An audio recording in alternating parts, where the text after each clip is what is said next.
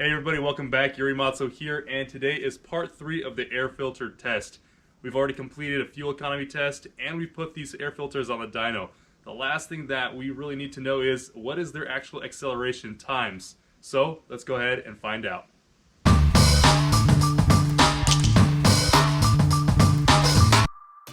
So to find out how fast these air filters actually accelerate in a real world scenario, what I did was I bought this unit. It's called Draggy, and this is a GPS Glonass Accelerometer, and it's accurate up to 1/100th of a second.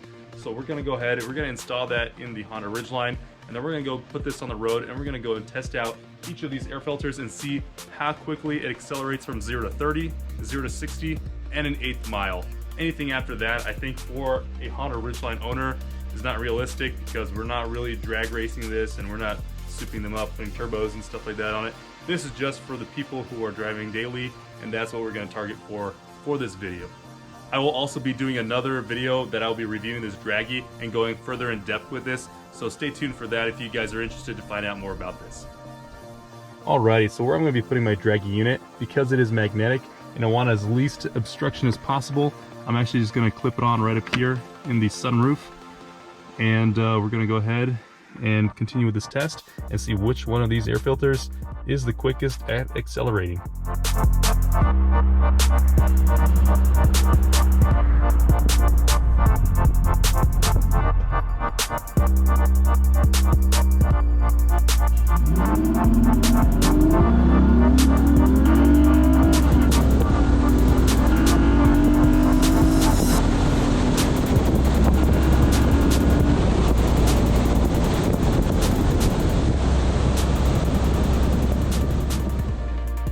So, with the testing completed, let's take a look at the results.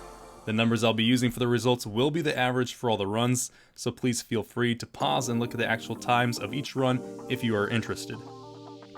So, starting off with the 0 to 30 acceleration test, we have the OEM air filter, which is our control, taking second place at 2.98 seconds. Next up, we have the AEM drop-in air filter taking the lead at 2.91 seconds, which makes it 2.35% quicker than the OEM filter and the fastest accelerating filter within the 0 to 30 category, putting it in first place.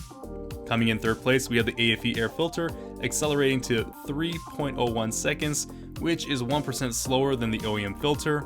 And finally, in last place is the AEM performance filter, which had the slowest acceleration time of 3.28 seconds, which is an astonishing 10.07% slower acceleration over the OEM drop-in filter. So moving on to the 0 to 60 acceleration times. Again, starting off with the OEM air filter, it was able to accelerate to 60 in 7.47 seconds, which is good enough for second place. Next is the AEM drop-in air filter, which was able to accelerate to 60 in 7.31 seconds, putting it again in first place with a 2.41% quicker acceleration time to 60 over the OEM drop-in filter. Coming in third place is the AFE air filter with a time of 7.74 seconds, which is 3.61% slower than the OEM drop-in filter.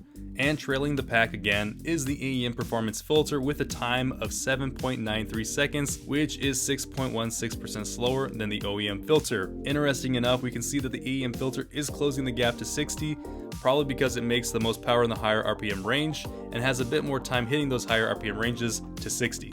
Moving on to the 8th mile results, the OEM air filter was able to complete the 8th mile run at 10.01 seconds, which is good enough for second place. Next, we have the AEM drop-in filter, completing the 8th mile in 9.95 seconds, making it 0.6% quicker over the OEM air filter and making it first place. Coming in third place, we have the AFE air filter, completing the 8th mile in 10.15 seconds, making it 1.4% slower over the OEM air filter. And last place, and possibly least, we have the AEM performance filter. It was able to complete the 8th mile acceleration in 10.31 seconds, making it 3% slower over the OEM drop-in filter. Honestly, didn't expect the AEM performance filter to perform so poorly in this test, but because when the truck is on the dyno, we're not able to get a good reading under 4,000 RPMs, and I'm not able to see what the power variances are between the air filters. The filters that are completely enclosed definitely produce more consistent and better real-world acceleration times over the open exposed filter.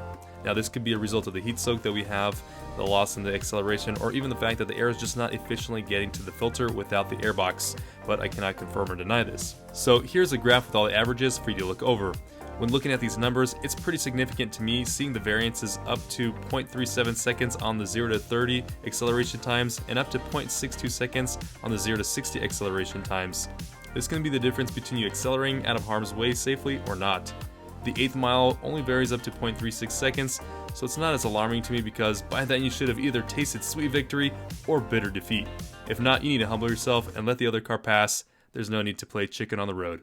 So thanks for watching, and make sure that you're subscribed to the channel to stay up to date on all the latest video releases.